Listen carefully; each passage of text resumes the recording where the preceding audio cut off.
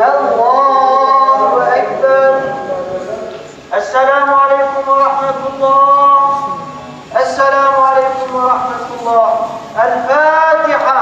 Tekbir! Tekbir! Allah'a selam direnişe be! Allahu Ekber! Yavaş yavaş. Onu bir 2 metre.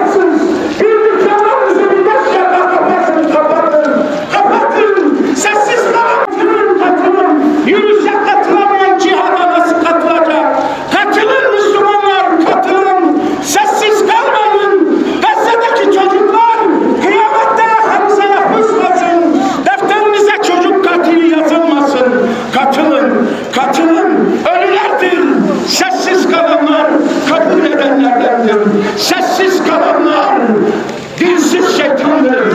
Katılın Müslümanlar, katılın.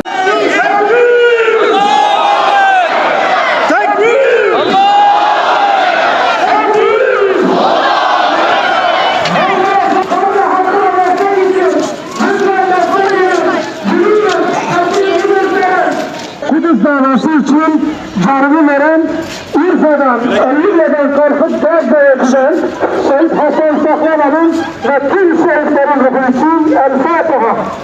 Abdülcelil hocamızı da buraya alıyoruz. Değerli kardeşlerimiz şöyle aşağıya doğru, petrole doğru yürüyüp sonra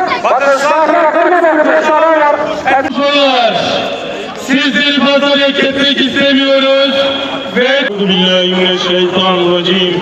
Bismillahirrahmanirrahim. Elhamdülillahi Rabbil alemin. Vessalatu vesselamu ala Resulina Muhammedin ve ala alihi ve sahbihi ecmain. Hamas'a selam olsun. İzzettin Gassam'a selam olsun. Eniye'ye selam olsun. Dinlere selam olsun. Allah'ın aslanı, İslam'ın gür sesi Ebu Beyde'ye selam olsun. Kıymetli kardeşlerim, Allah'ın aslanı, büyük komutan Ebu Beyde, Filistin davasını ancak izzet ve şeref sahibi olanlar savunabilir diyordu. Sizleri tebrik ediyorum. Şanlıurfa olarak bugün burada bir kez daha safınızı, duruşunuzu ortaya koydunuz. Meydanlarda toplanarak ne olur diyenlere inat, Gazze'nin çığlığına, kardeşlerimizin feryadına kulak verdiniz. Gazze'nin kahraman evlatlarının yanında olduğunuzu gösterdiniz. Rabbim sizlerden razı olsun.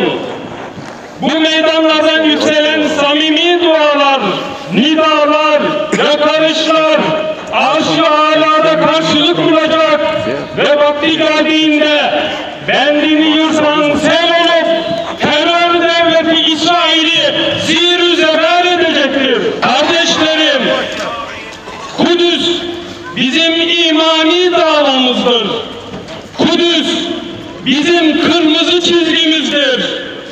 Filistin meselesi bizim meselemizdir.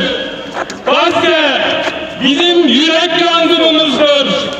Orada çiğneyen, horlanan benim namusumdur, canımdır, kanımdır. Gazze her insanın önünde bir turnusol kağıdıdır.